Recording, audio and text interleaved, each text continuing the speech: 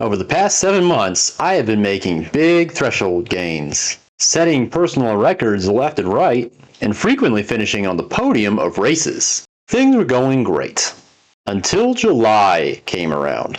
I started to feel worn out. I didn't have the same energy, my power was diminished, and I stopped setting records. It just so happened that at that time I was creating this video. It highlighted the importance of recovery and how to schedule it into your training plan. The training plan that I never actually created. I thought my recovery was on point, but it became clear that I was burned out after my performance on stage 1 of the SISU Tour. See my implosion here. It was time for me to take my cycling to the next level. I decided to get serious and create a training plan, one that included a sound recovery schedule. Stick around until the end to see how I incorporate my weight training plan, including leg day.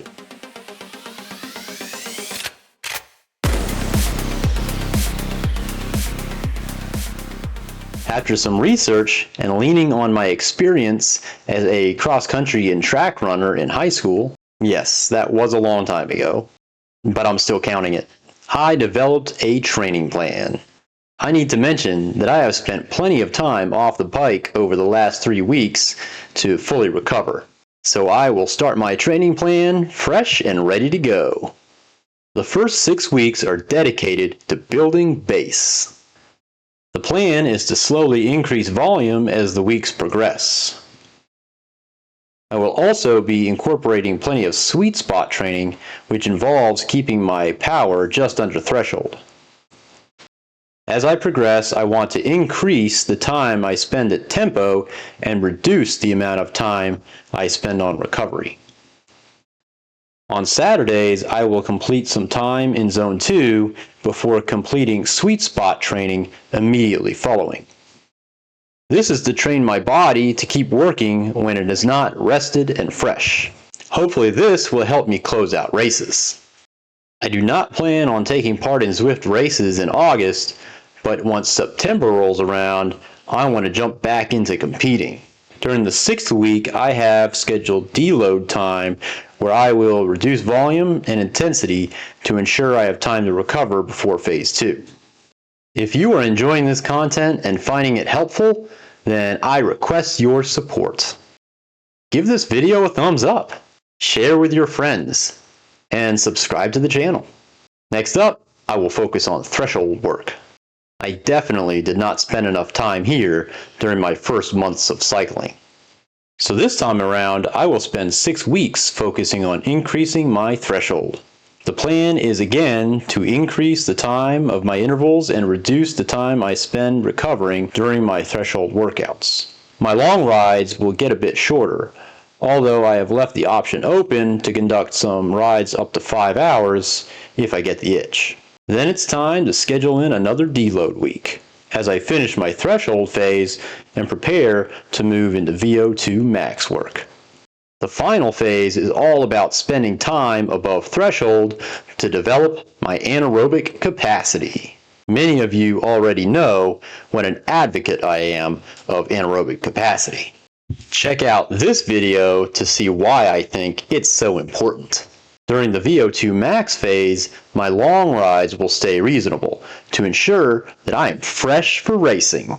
I expect to be at my peak around October and November. This is where I hope to set a bunch of records and win some races. I'll absolutely be participating in an Alpe to Zwift event to see if I can reduce my personal record. I'll post when I'm going to do it, and I'd love to have you jump in with me. After my VO2 max phase comes to an end, it's time to do something. It will be time for some post-peak time off before doing it all over again. Now let me take some time to walk you through my weight training schedule. I have been a regular in the gym for decades and do not wish to gain lean mass at this time. Instead, my plan is to sustain what I have. Hitting each muscle group once a week will do the trick. I split my muscle groups up into legs, chest, back, and shoulders. Sometimes I throw in a bicep workout after I finish up my back routine and triceps after chest and shoulders. Functional day is to spend time working on mobility, stretching, and it acts as a makeup day if I miss a workout earlier in the week. Well, what do you think? I'd love to hear your feedback. I'm a huge advocate of refining as you go along. So if you have some good ideas, I might incorporate them into my training plan. Hopefully this will inspire you to get serious and create your own training schedule. Pick up a free copy of my training plan linked in the description below. It's an Excel format so you can make all the changes you want to make it your own. Thanks for watching. And right on.